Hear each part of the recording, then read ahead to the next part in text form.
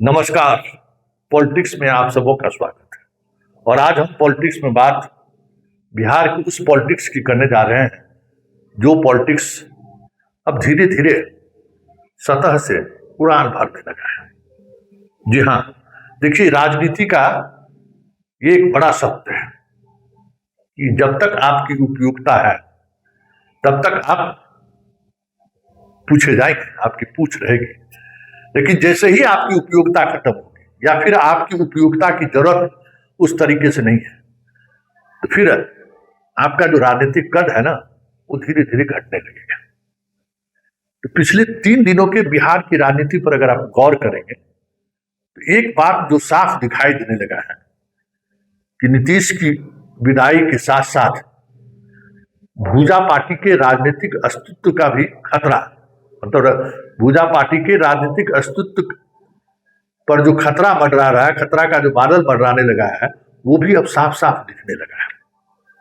नीतीश जैसे ही अन्य मार्ग से बाहर होंगे, चंद महीने बाद ये तमाम भूजा पार्टी वाले बिहार की राजनीति से हजारों कोस दूर कहीं किसी पर्वत पर बैठे मिल जाए तो कोई बड़ी बात नहीं, क्योंकि भूजा पार्टी ने जो अपनी उपयोगिता नीतीश जी के सामने बनाकर रखी थी पिछले 20 वर्षों से, उसकी जरूरत अब बीजेपी का कोई भी मुख्यमंत्री क्यों न बने बिहार में, उसकी जरूरत नहीं है।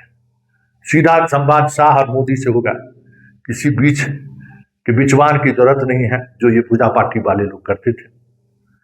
अब उसकी जरूरत नहीं है, डायरेक्ट होम डिलीवरी होगा, कहीं बीच में कोई भाया मीडिया नहीं रहेगा, तो फिर आपकी जरूरत क्या रहेगी। दूर दूर तक लालू से भी मिलने की संभावना अब नहीं है, तो फिर लालू के साथ मिलने की संभावना के सहारे भूजा पार्टी के जो कुछ लोग को बनाए रखना नीतीश की मजबूरी थी, अब वो मजबूरी भी खत्म हो जाएगा। क्योंकि भूजा पार्टी में 2 तरह के लोग थे, एक बीजेपी के साथ ट्यूनिंग रखते थे, दूसरा आरजेडी के साथ। और समय के साथ उन लोगों का महत्व बढ़ता था, घटता था। जब नीतीश पलटी मारते थे आरजेडी की तरफ तो संजय झा का महत्व खत्म हो जाता था। जब आरजेडी से बीजेपी की तरफ बढ़ते थे तो संजय झा का जैसे नेताओं का महत्व बढ़ जाता था। तो ये सब उपयोगितावादी सिद्धांत है और उसी उपयोगितावादी सिद्धांत के तहत राजनीति चल रही थी। लेकिन अब ये चीजें खत्म होने वाली है। बीजेपी को ऐसी उपयोगिता की जरूरत नहीं है, पहली बात। इसलिए आने वाले समय में भूजा पार्टी के लिए सबसे बड़ा संकट और सबसे दुखद समय आने वाला है। 20 वर्षों से जो आदमी पावर को एंजॉय कर रहा हो, 20 वर्षों तक बेरोक ठोक 24 घंटे में कभी भी मुख्यमंत्री के आवास में जा सकता हो, उसको अगर अनुमति लेनी पड़े तो आप सोच सकते हैं। और जिसके घर सीएम पहुंच जाए नाश्ता करने के लिए, जब मन हो घूमने चले जाए, वो जब नहीं होगा उस पर क्या बीतेगा सब समझ लीजिए। तो ये सारी चीजें रातों रात बदलने वाली है, इसका संकेत मिल रहा है।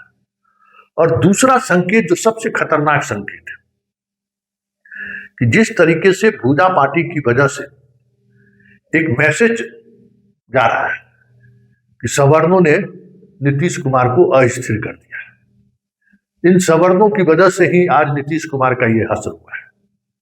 तो नीतीश कुमार के जो वोटर है, कोर वोटर, इन तीनों चारों चेहरे से खासा नाराज है। मतलब नाराजगी का लेवल आप नहीं सोच सकते, इस तरीके की नाराजगी है। नाम सुनने को तैयार नहीं है। हाँ, ये अलग बात है कि ये वोकल नहीं है, यह गाली गलौज नहीं कर सकता है, सोशल मीडिया पर उदंडता नहीं दिखा सकता है, लेकिन अंदर ही अंदर काफी गुस्से में है। और उस गुस्से को भुनाने के लिए आने वाले समय में बीजेपी इन तमाम भूजा पार्टी को एक रणनीति के तहत पूरे बिहार के सिस्टम से बाहर कर दे तो ये भी कोई बड़ी बात नहीं होती, क्योंकि उसके उस इमेज को से डर है जो इमेज लालू को सत्ता में वापस ला सकता है। कि नीतीश जिसकी वजह से गए, सरकार बदलने के बावजूद भी उसकी महत्ता उसी तरीके से बनी हुई है। मिथिलांचल में संजय झा जी चलेगा, मगध के इलाके में ललन सिंह का चलेगा, समस्तीपुर जिला में विजय चौधरी का चलेगा। तो अगर ये स्थिति रही तो फिर तो वो चीजें कैरी ऑन होगा ना, अरे कुछ नहीं बदला है। इसलिए सम्राट बने चाहे नित्यानंद बने, हाँ ये अलग बात है कि सम्राट बने ये ललन भी चाहते हैं, संजय भी चाहते हैं और विजय भी चाहते हैं, तीनों आदमी चाहते हैं। स्वाभाविक तौर पर उनको लगता है कि सम्राट आएगा तो मेरी राजनीति बनी रहेगी, क्योंकि कई मौके पर हम लोगों ने सम्राट के साथ दिया है, भले नीतीश जी को के कॉस्ट पर ही सही। तो ये बातें हैं, इसलिए ये लोग चाहते हैं कि सम्राट चौधरी आए। लेकिन सम्राट चौधरी की जो राजनीतिक मजबूरी है, या सम्राट चौधरी को बिहार की राजनीति में बने रहने के लिए जिस राजनीति की जरूरत है, उस राजनीति में इन तीनों चारों चेहरे का कहीं कोई स्थान नहीं है। इन तीनों चारों के चेहरे अगर सर्वव्यापी तरीके से उसी तरीके से दिखता रह जाएगा तो फिर सम्राट के लिए शासन चलाना मुश्किल हो जाएगा। सम्राट के लिए 2029 में चुनाव में बीजेपी के सांसद को जिताना मुश्किल हो जाएगा। एक बड़ी चुनौती है, क्योंकि पूरे समाज में अगर आप गौर करिए ना, आप सोशल मीडिया पर आप देखिए या फिर जदयू के अंदर जो चीजें चल रही है, क्या चल रही है। निशांत को राजनीति में लाने की बात हो रही है, लेकिन निशांत को भी कहा जा रहा है इस तीनों से चारों से आप बाहर निकलिए। नहीं तो ये शिवानंद तिवारी का ट्वीट देखे थे ना कि आपको बधाई, लेकिन जो आपका अपने दिखते हैं वो आपके अपने नहीं है, उनसे आप सतर्क रहिए, उनसे आप बाहर निकलिए। तो ये प्रकटीकरण मतलब नीतीश के वोटर के अंदर का उस भाव को शिवानंद तिवारी ने पहचान लिया कि राजनीति उस दिशा में जा रही है। इसलिए आने वाले समय में इस पूरे प्रकरण की पटकथा रचने वाले ऋषि व्यास, ऋषि वाल्मीकि, ऋषि परशुराम, ये सब के सब हिमालय के कंदरा में दिखाई देते चंद महीने बाद ही, तो कोई बड़ी बात नहीं होगी। यही राजनीति का यथार्थ है और यही राजनीति है जिसको समझने की जरूरत है कि उपयोगितावादी सिद्धांत जो है ना, सबसे ज्यादा राजनीति में फिट बैठता है और वो रातों रात बदलता है, क्योंकि आज तक आपकी उपयोगिता है और जैसे ही कल से आपकी उपयोगिता का कोई मतलब नहीं है, 24 घंटे में चीजें बदलने शुरू हो जाती है।